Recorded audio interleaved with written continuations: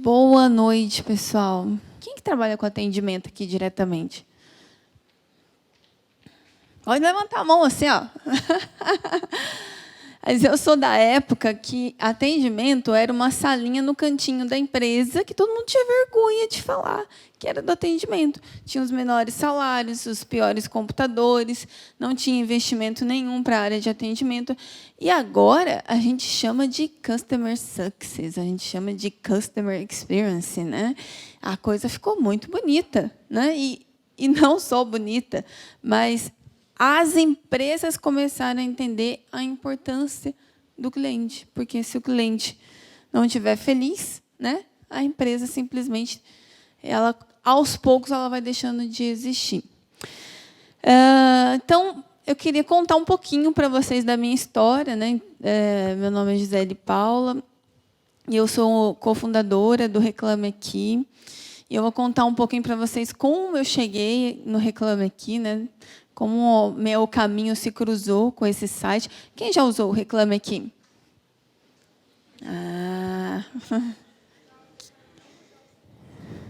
Isso, para pesquisar, né? Para consultar ali. Legal. Muito bom. Eu vou falar disso daí também. E aí, quando eu era adolescente, eu fui estudar numa escola que se chamava Fundação Educar. Era um projeto social de uma empresa que se chama De Pascoal. E aí, lá, a gente aprendeu muito essa questão de fazer o bem para as pessoas, tanto que essa frase, né, os incomodados que mudem o mundo, era uma frase muito falada. Assim, a cultura dessa fundação era que a gente aprendesse sobre isso, né? Que a gente ajudasse as pessoas a fazer o bem, buscar fazer o bem para a sociedade. A gente trabalhava muito com voluntariado. E isso ficou na minha veia, né? Aí eu fui trabalhar na De Pascoal, que era uma empresa, né, do grupo. Então, as pessoas tinham uma evolução bacana nessa fundação e ia trabalhar na empresa. E eu fui trabalhar lá. Essa prédio é em Campinas. Eu sou de Campinas, no interior de São Paulo. Hoje eu moro em São Paulo, mas nasci em Campinas. Aí, o que aconteceu lá? Foi uma coisa interessante. Quando eu cheguei na De Pascoal, eu fui trabalhar passando fax. Alguém é dessa época aqui? Eu sou dessa época. Tinha essa função, viu, gente? Cuidar do fax. E aí fui lá, né? Ficar no fax, né? Era adolescente ainda, muito jovem. Só que quando eu cheguei, o pessoal falou assim para mim: ô, Gisele, quando alguém do atendimento tocar aqui no seu ramal, você atende na hora. Aí eu falei, tá bom, ok. Mas já me deu medo, né, do pessoal do atendimento.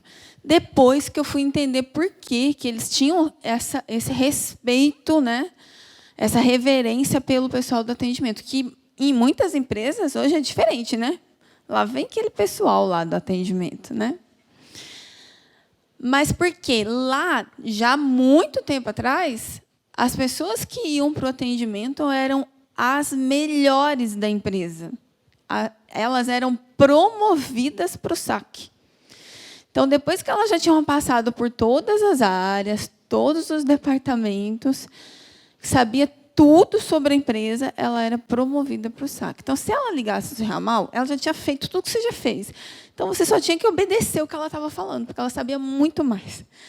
Então, essa experiência me marcou muito, porque não é à toa que a De Pascoal é uma empresa que tem 60 anos de mercado, referência no trabalho que ela faz.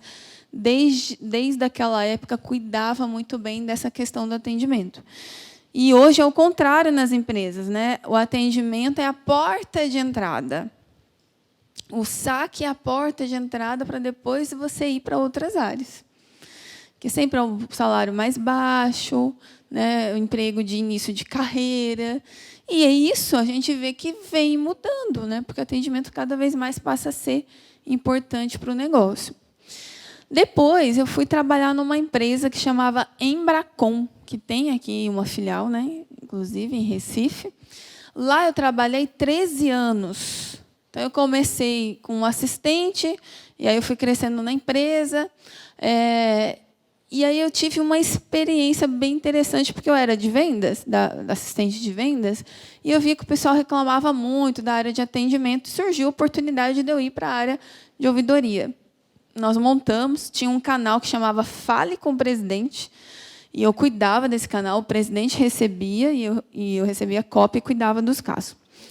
Aí, um dia, teve uma pesquisa de clima na empresa, que é aquela pesquisa para entender como que está o ambiente, né, dos funcionários.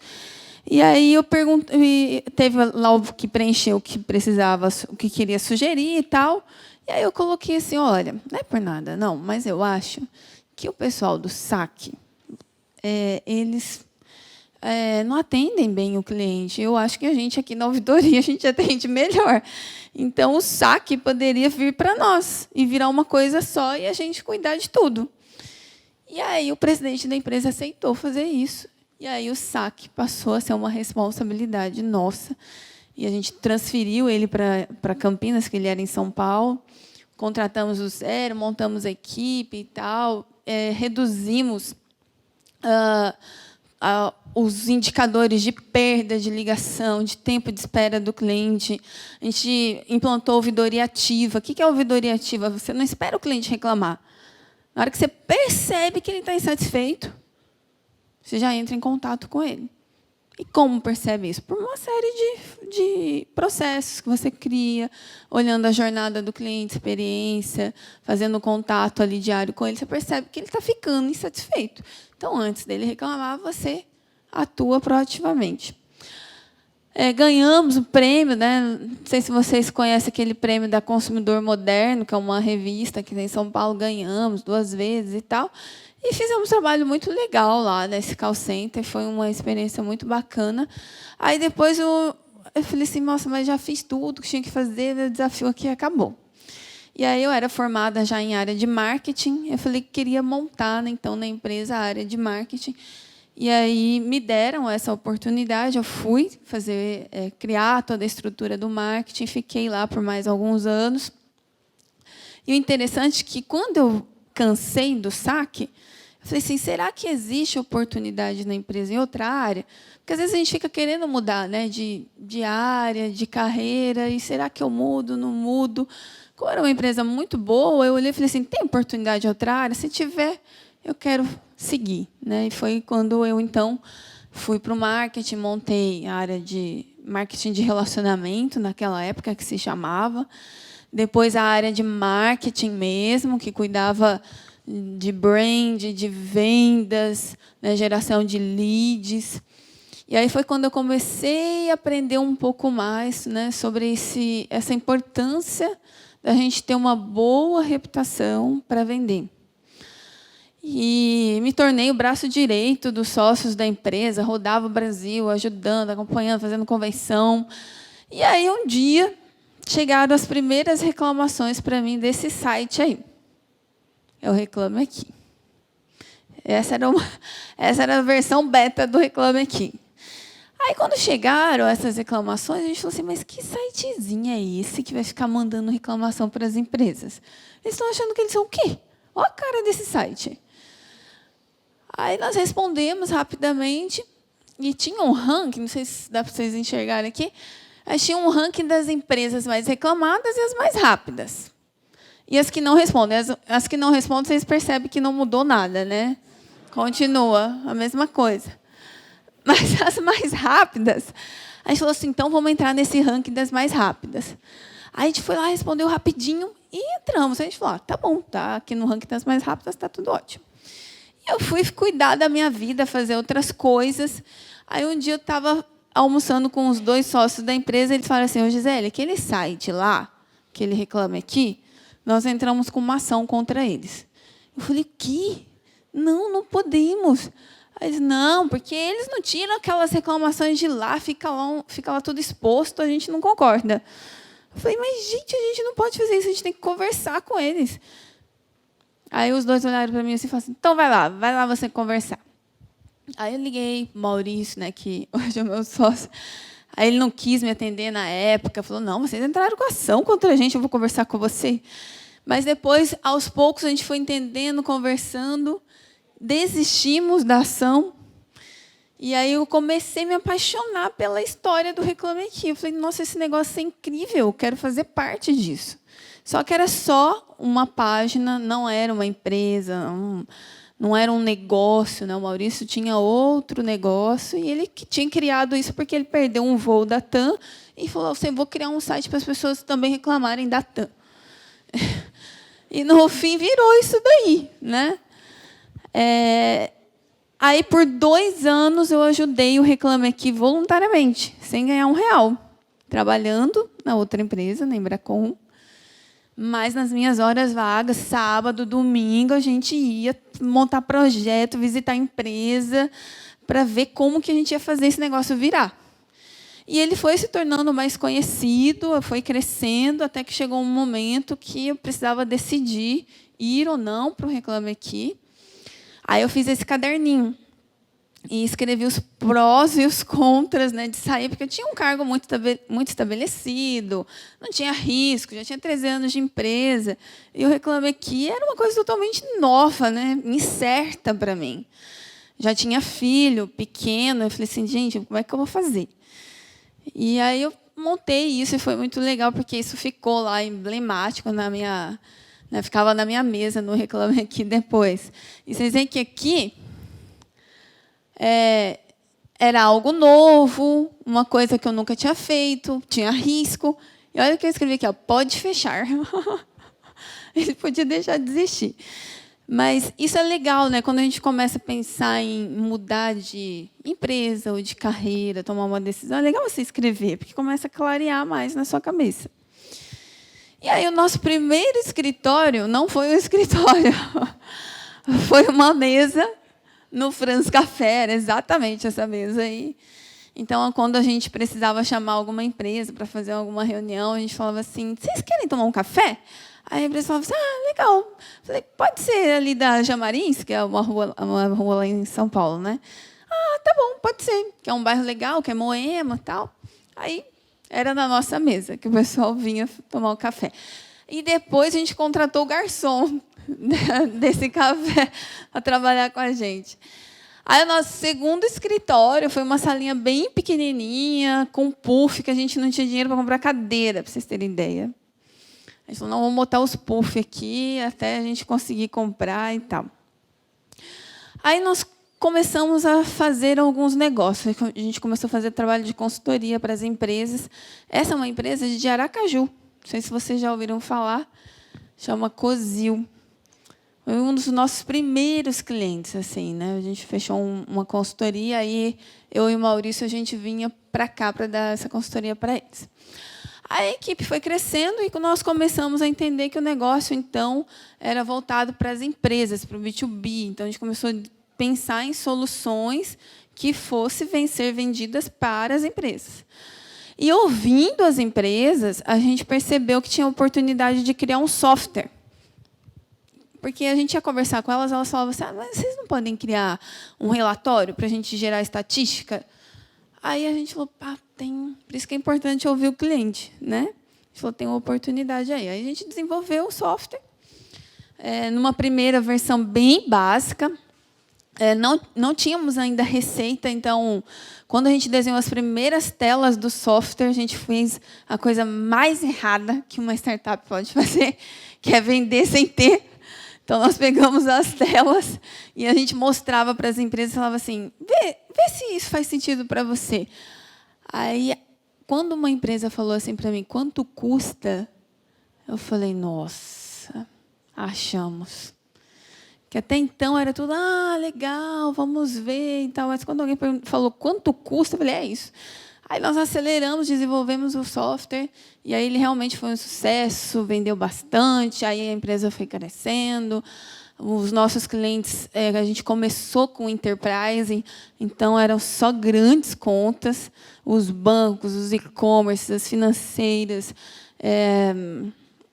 corretoras, todos esses grandes, só não as telefonias, né, gente? As telefonias continuam do mesmo jeito lá. E aí elas foram crescendo, a gente começou a fazer muito evento também para evangelizar as empresas, né, a melhorar o atendimento. E depois a gente se compôs num time de 9 sócios. Eu, a única mulher aí no meio dessa almarada para botar ordem no meio desses homens, né, gente? Mas é um desafio, né? Você criar uma empresa do zero e monetizar num modelo como o Reclame Aqui, que não tem um produto, é bem difícil.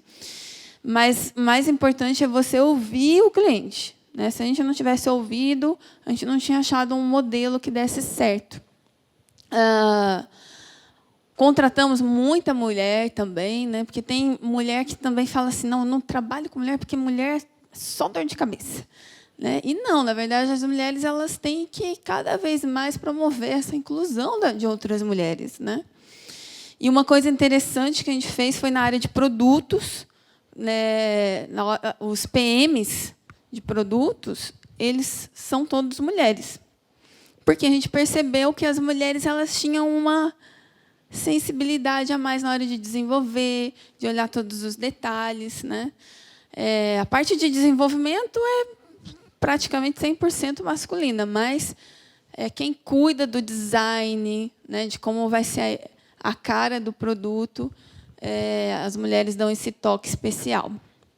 E a gente também tem um prêmio, que é um prêmio Época Reclame Aqui.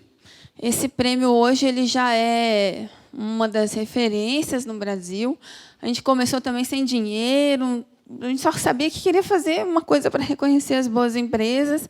E isso foi crescendo. No segundo ano, a Editora Globo mandou um e-mail para a gente, falando assim, olha, nós queremos abraçar esse prêmio e fazer a publicação dele numa revista. E aí nós aceitamos, por isso que ele passou a se chamar Prêmio Época Reclame Aqui, de melhores empresas. E essa é uma foto do último jantar, que foi ano passado, em novembro. A gente reuniu 1.500 empresas para fazer essa premiação. Aqui é uma das empresas, né, a Havaianas. Depois, se vocês quiserem, vocês podem entrar lá, que tem todas as vencedoras. São 100 categorias. Aqui ele estava falando assim para mim, pô, mas não me deixaram entrar de Havaianas para mim receber o prêmio.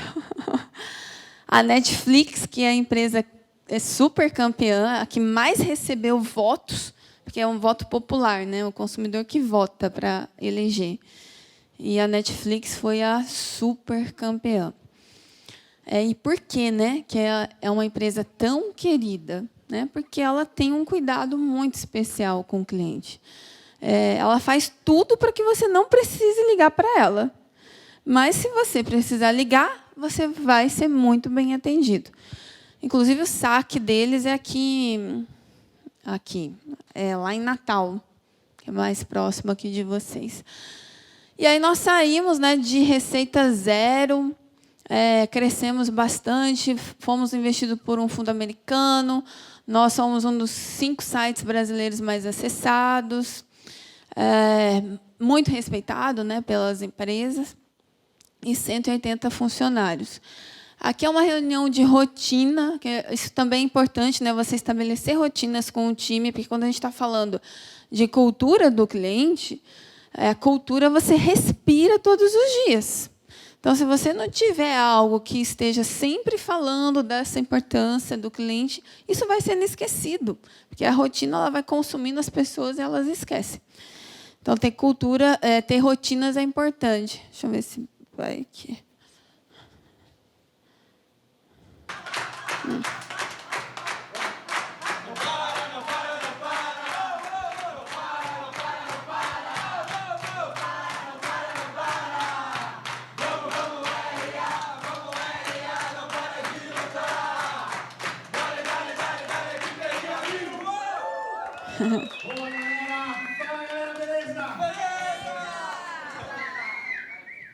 Então, você tem que estar promovendo sempre esse ambiente.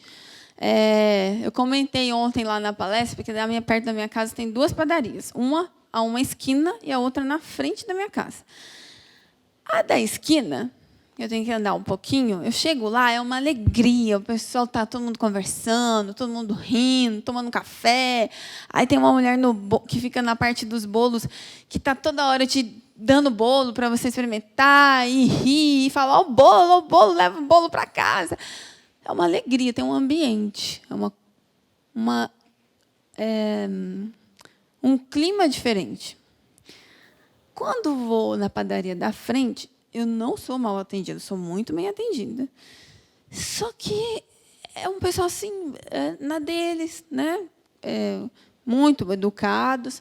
Mas quando você olha a padaria, está aquele silêncio, está aquela coisa assim, aquele clima para baixo. Então, o ar daquele lugar, a motivação das pessoas, o clima, não favorece para que eu queira voltar novamente, diferente da outra. E o que faz isso, né, o clima da empresa? É a cultura. Né? A gente está sempre fomentando aquilo que a gente acredita dos nossos valores. E vem muito do empreendedor. Eu também depois montei uma imersão. Então, eu faço uma imersão em São Paulo que chama Cliente Feliz dá Lucro, que são 2 dias centrados em montar um plano de mudança de experiência do cliente das empresas. O negócio tem sido muito legal.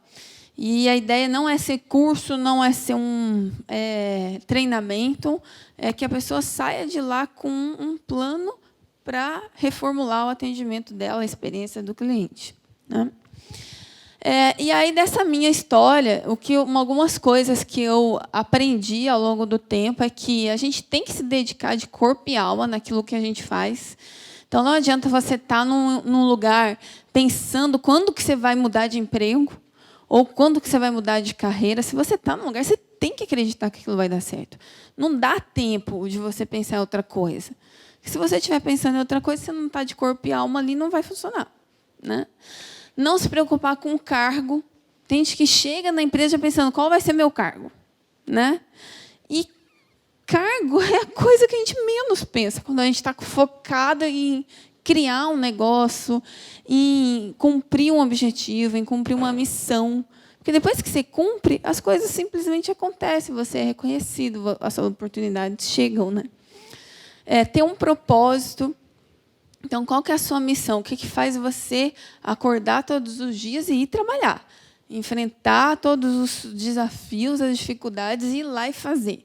É isso que faz a gente seguir em frente. Se a gente não tem isso claro, a gente tem que achar, né, o que faz a gente levantar e ir.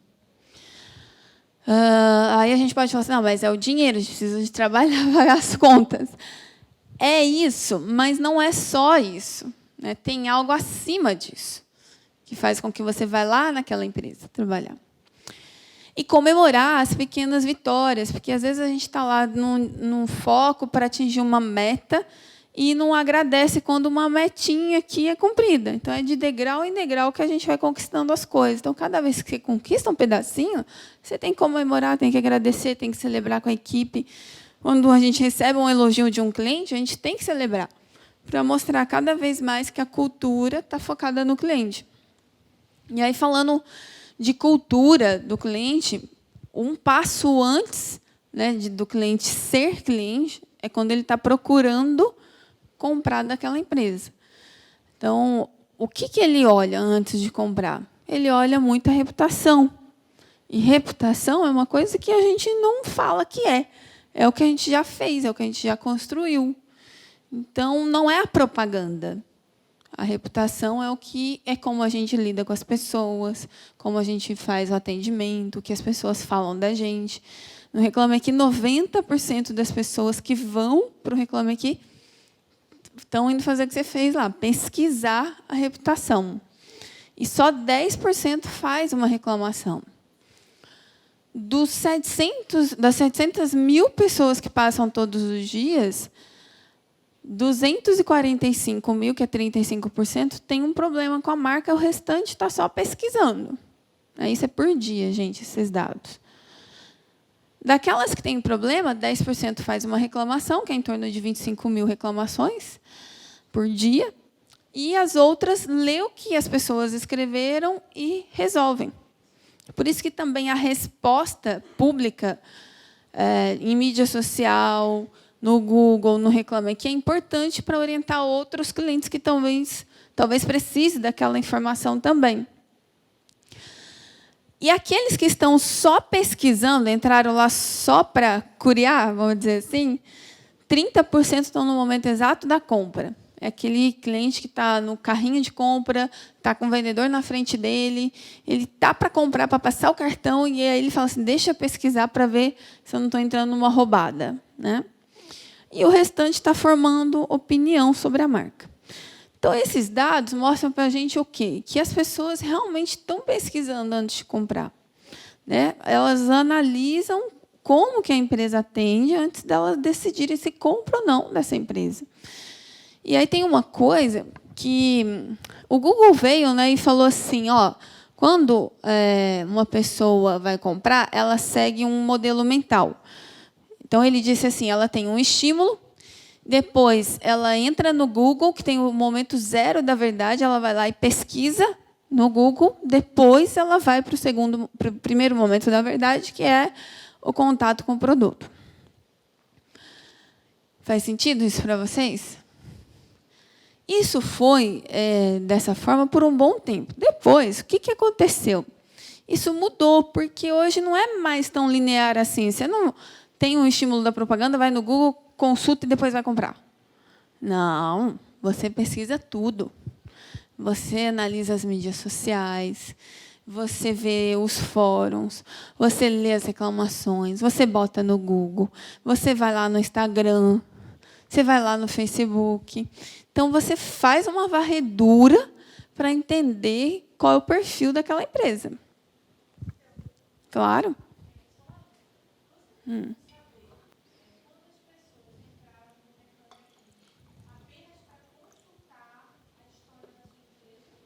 Tem.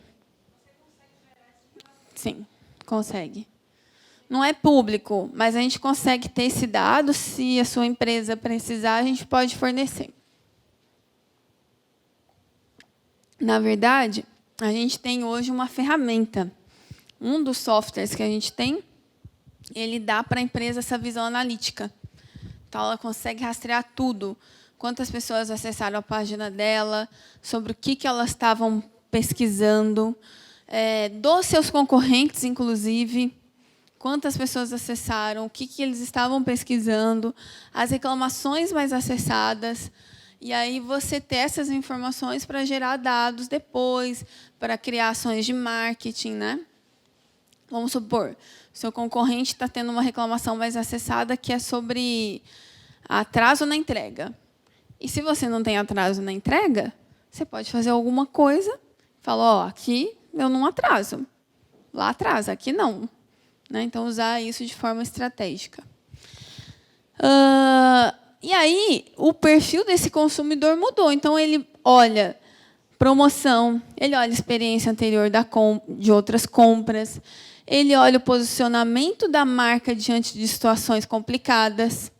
Então, questões sociais, crises na internet, como a marca se posiciona. Né? Às vezes, você deixa de comprar de uma marca porque você viu algo falando sobre ela na internet. Relatos de outros consumidores também, e assim vai. Tudo que a marca faz compõe uma reputação que vai fazer você decidir se você compra ou não dela. Por isso, né, que a gente está falando que a cultura focada no cliente ela é tão importante, porque daí você começa a deixar de vazar informações negativas, reclamações, insatisfações do cliente para fora da empresa e passa a fazer tudo olhando para o cliente. A Nubank é assim, a Netflix, né, que são empresas bem conhecidas, e elas nasceram pensando em como fazer melhor para o cliente. Né? E aí tem uma frase, né, da Disney, do Walt Disney, que ele fala que eu acho que é tão fantástica que, para mim, traduz muito o que é cultura no cliente. Né? Então, o que quer que você faça, faça bem feito. Faça tão bem feito que, quando as pessoas te virem fazendo, elas queiram voltar e ver você fazer de novo. E queiram trazer outros para mostrar o quão bem você faz aquilo que faz. A Disney não é assim? A Disney, gente, tem 60% de retorno das pessoas. De 100 que vão, 60 volta para ver tudo de novo. Para ver aquele mesmo show de novo, para ver vai ver o Mickey de novo, né? Tudo de novo, porque é incrível como eles fazem. É muito perfeito. Então, para mim, a cultura customer-centric, que a gente fala, né, que tem o cliente no centro do negócio, é você ter uma obsessão de fazer as coisas tão bem feitas, que o cliente se sinta encantado. Ele fala, nossa, isso é incrível como eles fazem isso, de tão bem feito que é. Né? Da ótica do cliente, né? Porque às vezes é bem feito da sua ótica e para o cliente não tem efeito nenhum. Né? E aí eu costumo dizer assim, uma empresa, para ela descobrir se ela é focada no cliente, é pensar numa reunião de diretoria. Quantos por cento da reunião a gente está falando de cliente e quantos por cento da reunião a gente está falando de vendas? É por aí que você começa a saber se a empresa é focada no cliente ou não. Você fica 90% do tempo falando de vendas, é cultura focada no cliente? Não. Né? É lógico que no início, né, de uma empresa, eu passei por isso, a gente precisa vender para pagar as contas, senão a gente não sobrevive. Mas um dos grandes erros das empresas é deixar para pensar em cliente depois. E aí, às vezes, pode ser tarde. Então, é importante sempre, desde o início, ter um processo mapeado. Né? Igual a Even fez isso muito bem. Né? Ter um processo de Customer Success, né? No caso de vendas recorrentes ou B2B, que vai garantir que o cliente vai ser acolhido, vai ter um bom onboarding, vai ter um acompanhamento, né? Que é isso que garante o sucesso da empresa. E por que, né, as empresas têm se preocupado com o cliente no centro? Não é só porque a empresa agora é boazinha e resolveu cuidar melhor do cliente. Não, gente, a gente vive num mundo capitalista. Então, tudo tem um retorno. Então, qual é o retorno? Eu vou perder menos clientes, eu vou aumentar o meu NPS, eu vou ter clientes mais satisfeitos, eles vão comprar mais, vai aumentar o meu upselling, eles vão recomendar mais, então os meus leads qualificados vão ser mais baratos. Então, um ciclo virtuoso aí. O que a gente não consegue enxergar hoje é quanto custa o mau atendimento. Você não consegue medir. O que eu falo de não medir é quantos clientes você perde pelo mau atendimento? Que ele nem chegou a comprar. Ele nem entrou na sua base. Você nem sabe que ele queria comprar da sua empresa, porque ele nem chegou a comprar. Você não tem esse número é invisível. Então, como é invisível, a empresa fala assim, tá tudo bem, meu NPS está bom, então está tudo bem. E a gente deixa de focar no mais importante, que é o cliente.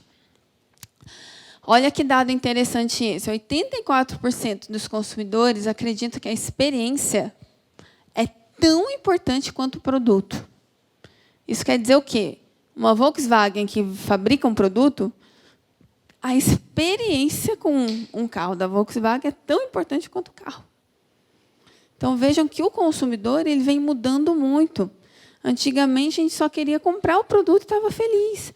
Hoje, não. As pessoas querem experiência. Então, se tiver uma empresa que oferece experiência com um produto e a outra que oferece o mesmo produto sem experiência, ele vai comprar daquela que tem experiência. E aí foi por isso que surgiu, né, essa necessidade de ter um departamento dentro das empresas que foque a experiência do cliente, mapeando toda a jornada dele, quais são os pontos de maior intersecção dele com a empresa e criando uma experiência positiva nesses pontos de contato. Que é diferente da área de sucesso do cliente. Tem gente que confunde, né? Porque virou uma sopa de letrinhas, né, gente? É CX, é CS, Você fala, o que é o quê, afinal? Né? CS já é uma área, né, que cuida, né? Só que é muito mais que uma área, porque você envolve uma cultura da empresa focada em garantir que o cliente tenha sucesso com o uso do seu produto. Sucesso do cliente serve para todas as empresas? O que vocês acham? Funciona eu montar uma área de sucesso do cliente para toda a empresa? Não sei se a Nubank tem. Acho que não, né? Também não acho que não daria, né? A Coca-Cola daria para ter uma área de sucesso do cliente?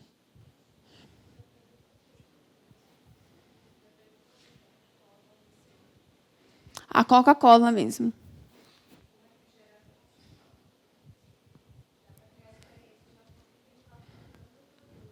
Perfeito. Perfeito. Uma empresa de varejo, que é o caso da Coca-Cola, ela consegue melhorar experiência, criar ações de experiência no ponto de vendas, experiência com a embalagem, experiência com o produto. Agora, garantir que o cliente vai ter sucesso no consumo da Coca-Cola, ela não consegue fazer isso. Como você vai saber se a Coca-Cola vai estar gelada, se vai estar na temperatura certa? Não dá. Hã? Exato. Se o diabético tomar, ele está falando aí que não vai ter sucesso, né? Então, a gente também tem que entender isso. Sucesso do cliente é para empresas que conseguem, né, que ela consegue ter alguma interferência no processo de uso do produto, no processo de experiência do cliente com o produto, que possa melhorar isso. Então, um software, eu consigo, sim, ter uma área de sucesso do cliente, porque eu consigo saber se a pessoa está usando, se ela não está usando, que relatório ela está gerando. Se ela ficou 3 meses sem usar, eu consigo saber.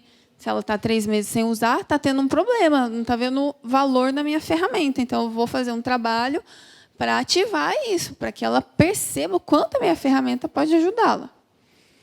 Então, a área de sucesso do cliente está hoje muito mais vinculada a empresas de serviço, B2B, ou empresas que têm uma receita recorrente, que ela precisa garantir que esse cliente esteja na base, que ele continue na base e não cancele.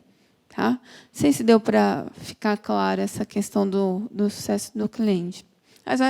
Mas depois a gente vai conversar aqui, né? E aí eu fui num evento nos Estados Unidos que fala só sobre o sucesso do cliente. O Murphy estava lá e tal. E é bem legal porque você vê grandes empresas como a Microsoft, né, se preocupando com o sucesso do cliente. O VP da Microsoft disse lá que eles estavam gastando menos em propaganda e pegando um pedaço da verba de propaganda e investindo em sucesso do cliente, para que as empresas permaneçam com a Microsoft. Olha só, a Microsoft fazendo isso. A Microsoft consegue vender mais? Consegue, mas ela já está num patamar diferente, né? Todo mundo hoje precisa de um Office. E aí, esse sucesso do cliente, eles trabalham com o quê? Com as contas grandes, com as grandes corporações. Imagina uma Amazon que é cliente da Microsoft, né? Precisa ter um time que vai acompanhar para ver se está tudo bem, se eles estão usando, se está tudo ok com a ferramenta. Então, vejam que isso não é só uma coisa bonita. São dados que provam que realmente é importante você ter para manter clientes. E quando você reduz churn, você melhora o resultado da empresa, você melhora o valuation da empresa. Né? Uma empresa que tem muita gente saindo, tem algum problema com o produto ou com o serviço, e o valor dessa companhia cai. A mesma coisa com o NPS também. Se o NPS está caindo muito, a tendência é lá na frente o churn aumentar. E os clientes estão ficando insatisfeitos, eles vão sair da base. O sucesso do cliente também foca no upselling. Então, você aumentar a utilização de recursos do seu serviço, né? Vender mais para esse mesmo cliente, que ele está tão feliz que ele vai comprar mais de você. E até o aumento do churn negativo. O que é o churn negativo? É o aumento o meu faturamento, eu vendo mais para esse cliente e diminuo a taxa de desistência. Então, ou seja, eu acabo ficando eu fico negativo em desistência, porque eu estou acrescentando na base de receita. Tá? E para ter uma cultura customer-centric, a gente tem que começar com propósito. Né? A gente fala muito dessa coisa de propósito hoje, mas, na prática, é você definir algo que seja a missão da sua empresa, para onde que ela está indo. E, se a missão da sua empresa não tiver cliente no meio, ela não tem como ser centrada no cliente. Então, aquelas missões assim... ser a empresa líder de mercado em XPTO. Onde está o cliente nessa missão? Não tem como você ter o customer centric numa empresa que tem a missão só de ser líder de mercado. Ser referência no segmento de não sei o quê. Isso vem mudando. Então, a missão tem que ter lá algo que tenha vínculo com o cliente. Então, por exemplo, eu trouxe aqui alguns casos de missão para vocês verem. Nubank, lutar contra a complexidade para empoderar as pessoas. Quando a gente fala de pessoas, a gente está falando colaboradores, clientes, parceiros, né, o mercado de modo geral. A Netflix, permitir que o acesso a filmes e programas de TV seja simples. Cliente total. A Disney. É só isso aí, fazer as pessoas felizes. O Walmart. O Walmart no Brasil, a gente não teve uma boa experiência com ele, mas lá nos Estados Unidos é isso. Né? Você chega nos Estados Unidos, a primeira coisa que você faz é ir no Walmart comprar barato. Né? Então, vender por menos para as pessoas viverem melhor. A Natura, promover o bem-estar. Não é isso que a Natura faz? Né? Você não tem aquela sensação quando você compra alguma coisa deles?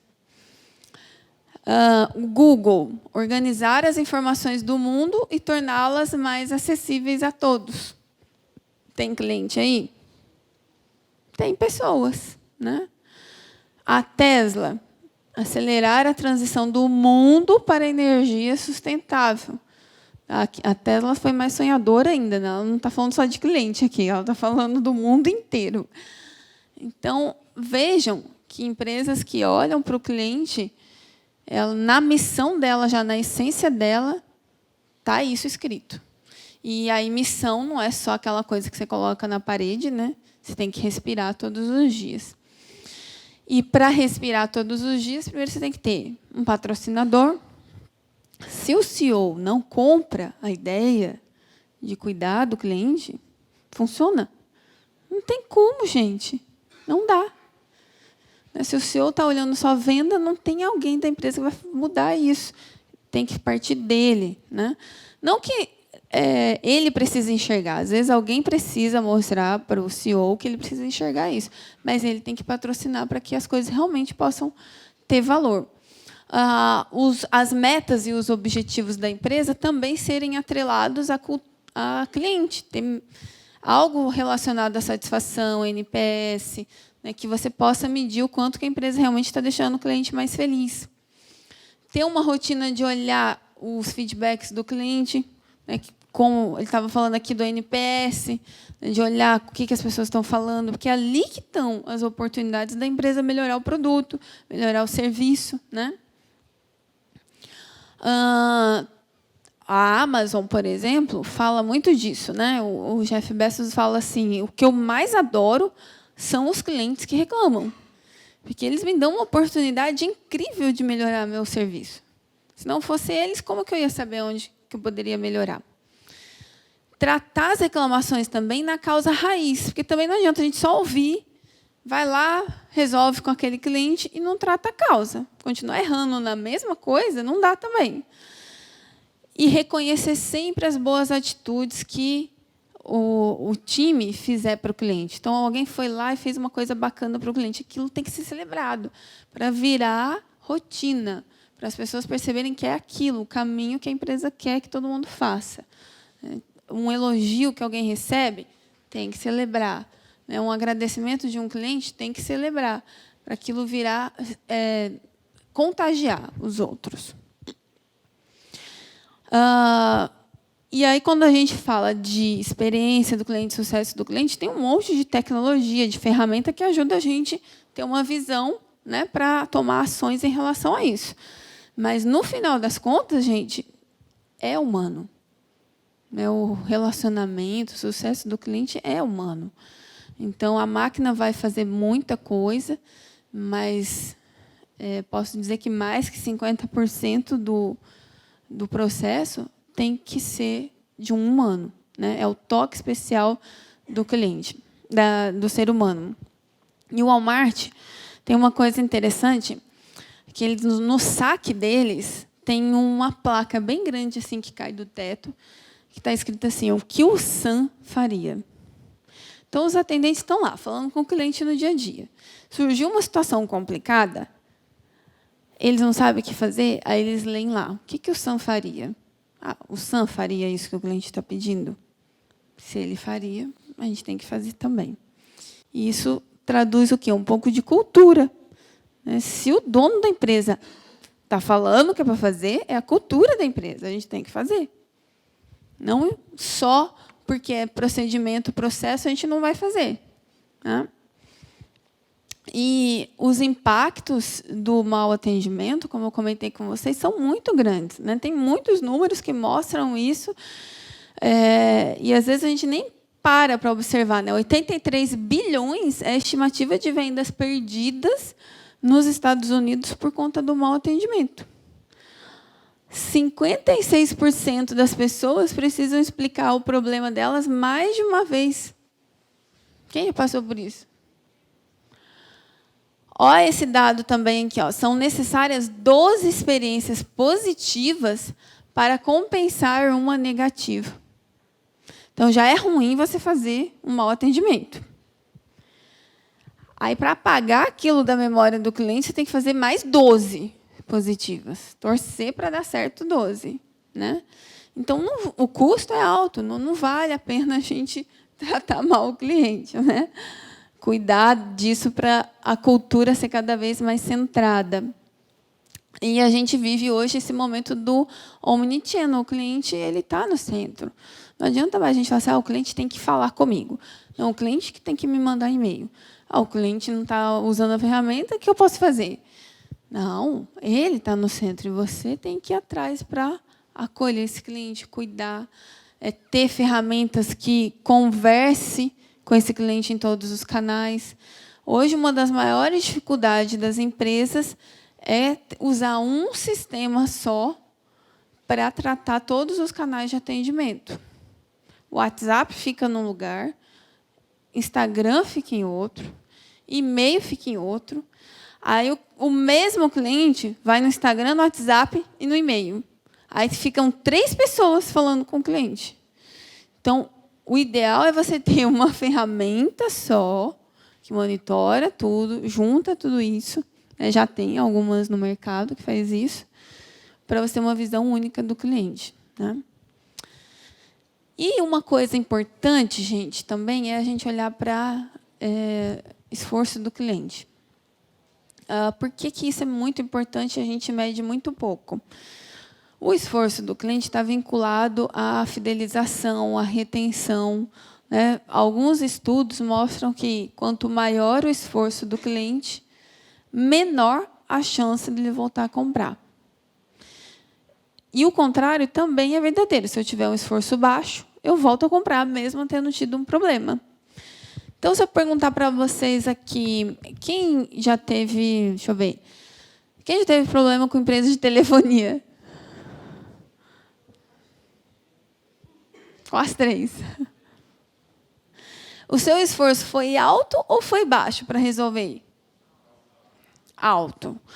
Quando você vê a propaganda da empresa na televisão, qual que é o seu sentimento? Ódio. Você tem ódio. É essa a palavra. Se você puder acabar com aquilo, você acaba. Então, vejam que o custo que a empresa está tendo de investir na propaganda para impactar você não tem efeito mais. Pelo contrário, tem efeito inverso. Porque se ela tivesse diminuído o seu esforço, você estaria mais feliz. Então, pena, né, que elas não fazem esse cálculo. E aí, nessa pesquisa, foi perguntado para o cliente assim, o que é que deixa você mais irritado, que aumenta o seu esforço? Então, aguardar muito tempo para ser atendido, ninguém gosta. Ter que explicar tudo novamente. Esse tempo aqui, gente, tem que ser cada vez menor, porque as pessoas, cada dia que passa, elas estão mais aceleradas, né? Informar dados pessoais várias vezes. Esse daqui, ter que desistir de um canal e ir para o outro. Você está tentando ligar para a empresa, não consegue. Aí você vai mandar um e-mail. Você vai feliz mandar um e-mail? Não, você já está irritado. Você gastou tempo, você teve esforço para falar com essa empresa. Transferência de chamadas, quando a pessoa fala assim, não é comigo não, isso aqui é lá no call center. Ou não, é no departamento X. E a pessoa pede todos os seus dados de novo. Então, isso gera esforço. Ter que falar com a empresa várias vezes. Você liga para a empresa e fala que você teve um problema. Aí a empresa fala assim, então você liga depois de 5 dias úteis para você ter o resultado aqui do seu caso. Não é você que tem que ligar. A empresa que tem que retornar. E aí você fala com as empresas de chatbot, as que desenvolvem a solução, elas falam assim, 84% dos clientes adoram falar com bot. Só em Marte deve ser isso. Que não pode ser.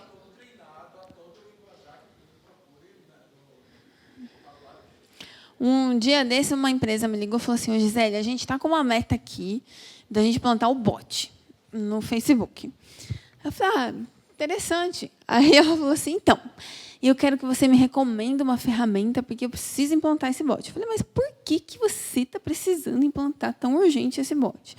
Ela falou, não, porque agora é a meta da empresa.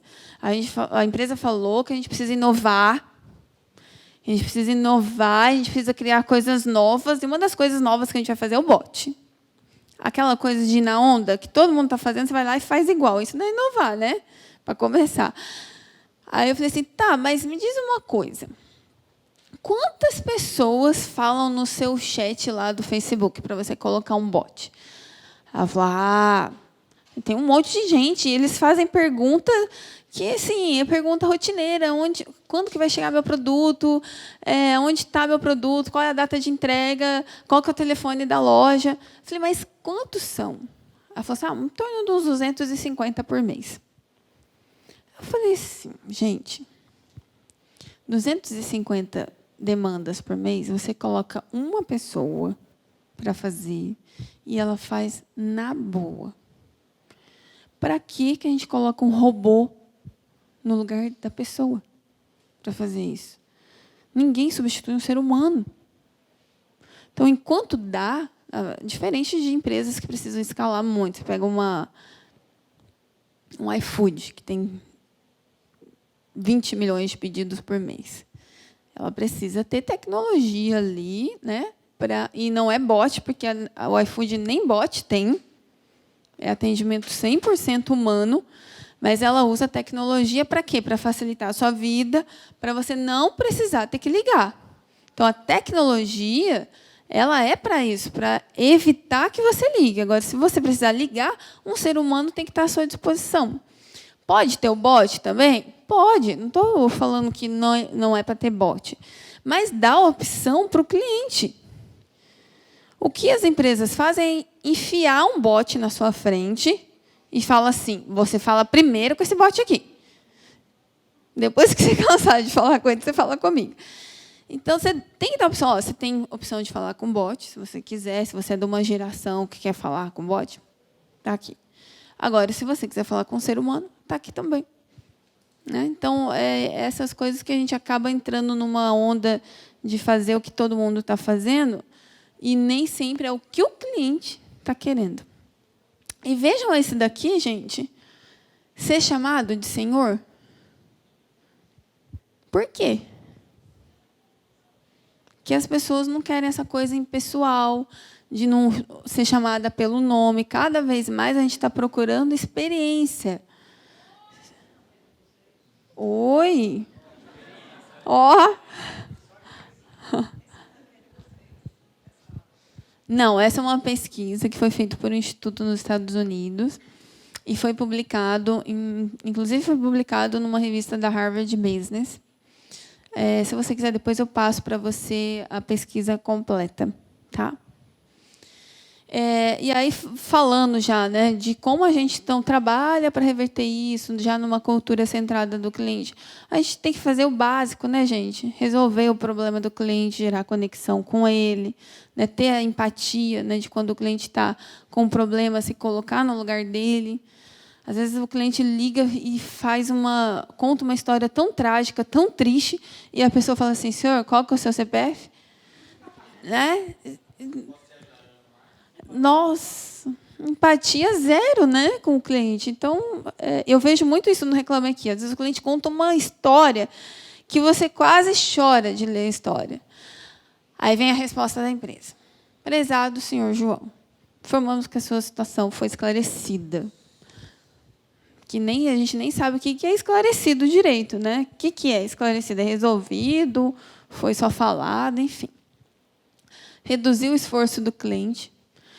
E tocar a alma do cliente, quando eu falo, é a história que eu falei da padaria, né? De ter o clima, de ter algo que você faça diferente, o cliente fala assim: nossa, é lá que eu quero voltar, é lá que eu quero continuar indo. Não adianta você só ter um produto e vender esse produto, porque, igual você, vão ter outras pessoas vendendo também. Então, o que vai fazer com que o cliente fique é o ser humano, a experiência, o toque que você dá para aquilo, né?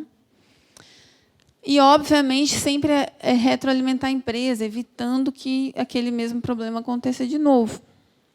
E o que os clientes não esperam mesmo é que, depois que você resolva, você ainda crie algo especial para ele, um toque humano.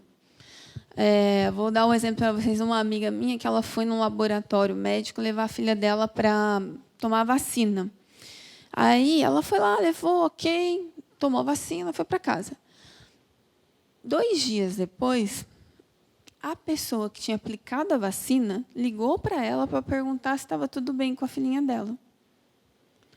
Isso hoje é tão besta, né? Uma coisa tão idiota, mas demonstrou tanto cuidado, não custou quase nada, foi uma ligação e foi algo que ela não esperava.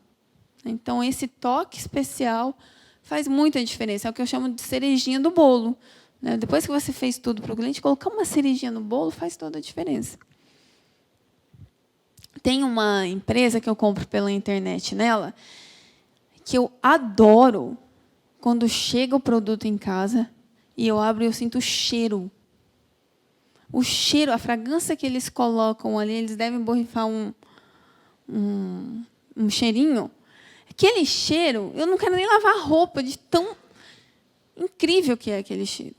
Ela poderia mandar sem aquele cheirinho? Poderia, um produto a mais, manda lá pelos correios e tal.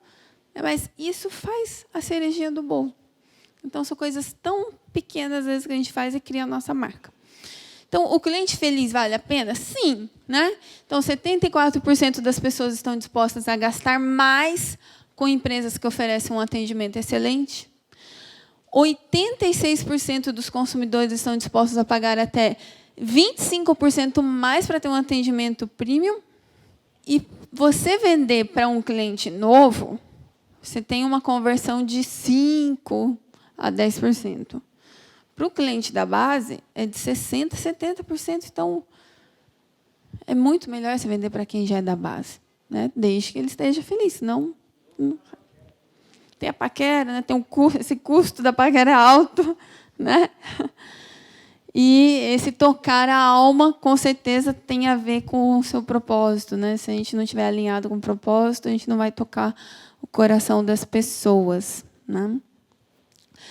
E como é que uma empresa como a Coca-Cola pode tocar a alma das pessoas? É difícil, né? Ainda mais hoje que ninguém está querendo tomar mais refrigerante. Aí vejam que ação que eles fizeram. Posso falar? Eu posso falar. Eu quero, assim, né? Então vamos apertar um pouco. Eu vou você quer tomar.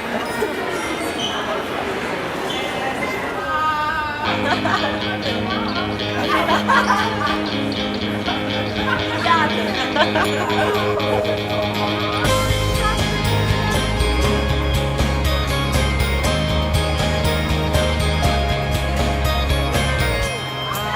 tá com a musiquinha ainda. Obrigada. Vai, põe a mãozinha aí. Tem vezes, ó, tem por ele, vai. Coca-Cola.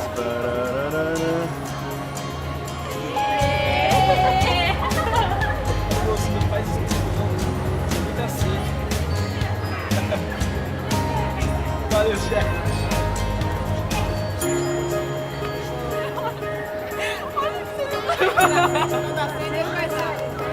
Liga.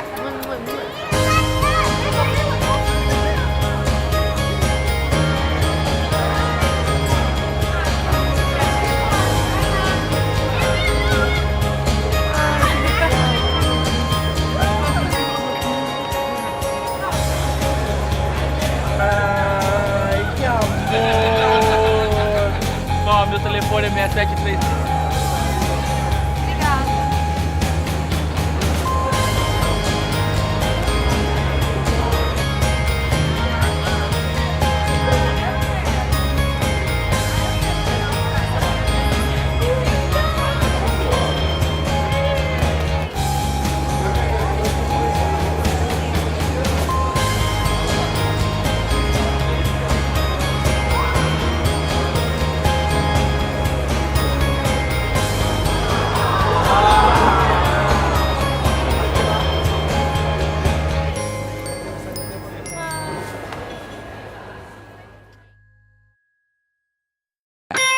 Isso é experiência, né, gente?